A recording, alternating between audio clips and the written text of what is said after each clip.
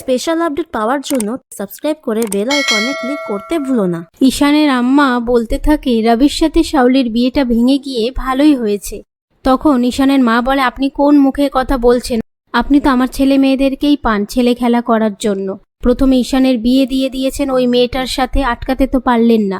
এই বলে কথা শোনাতে থাকলে ঈশানের আম্মা বলে, রবির সাথে যদি শাওলির বিয়েটা ভেঙে গিয়ে থাকে তাহলে ভালোর জন্যই হয়েছে, আর যাকে এত কথা শোনাচ্ছ সেই মেয়েই একদিন এই পরিবারটাকে বাঁচাবে, মিলিয়ে নিও। ওদিকে রবি তার বাবা মা আলোচনা করতে থাকে, যা ফাটল ধরিয়ে দিলাম এতে আগুন জ্বলবে, ঈশান বাধ্য হবে ওই মেয়েটাকে নিয়ে আলাদা থাকতে।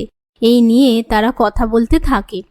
অন্যদিকে শাওলি কান্নাকাটি করতে থাকলে ঈশান বলে, আত্মীয় স্বজনের কথায় যে বিয়েটা ভেঙে দিয়েছে তার জন্য তুই কেন কাঁদছিস বল? শাওলি বলে, এই সব কিছু হয়েছে তোর জন্য। তুই বিদেশ থেকে যখন এসেছিলিস সব থেকে বেশি খুশি হয়েছিলাম আমি, কিন্তু এখন ভাবছি তুই কেন এলি। ঈশান বলে, কেউ বিয়েটা আত্মীয় স্বজনের কথায় ভেঙে দেবে তার দায় তো আমার নয়। শাওলি রেগে গিয়ে বলে, আমি তোকে ভাইয়া বলে ডাকতে চাই না।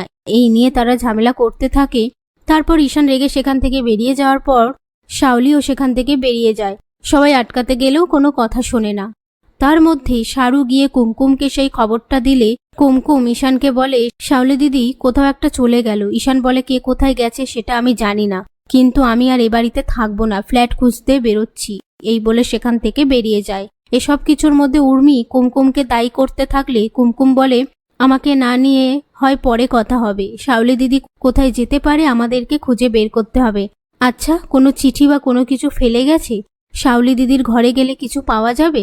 এ কথা শুনে শারু কুমকুমকে শাওলির ঘরে নিয়ে গেলে একটা লিফলেট দেখতে পায়। সেটা সবাইকে এসে দেখালে সবাই সেখানে যাওয়ার সিদ্ধান্ত নেয়।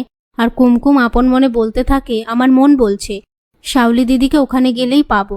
ওদিকে শাওলি পার্টিতে অতিরিক্ত ড্রিঙ্ক করতে থাকলে শাওলির বন্ধুরা বলে, কি হয়েছে তোর? শাওলি বলে, একটা লোয়ার ক্লাসের মেয়েকে আমার ভাইয়া বিয়ে করেছে, তাকে আমরা ফেলেও দিতে পারছি না, আবার নিতেও পারছি না।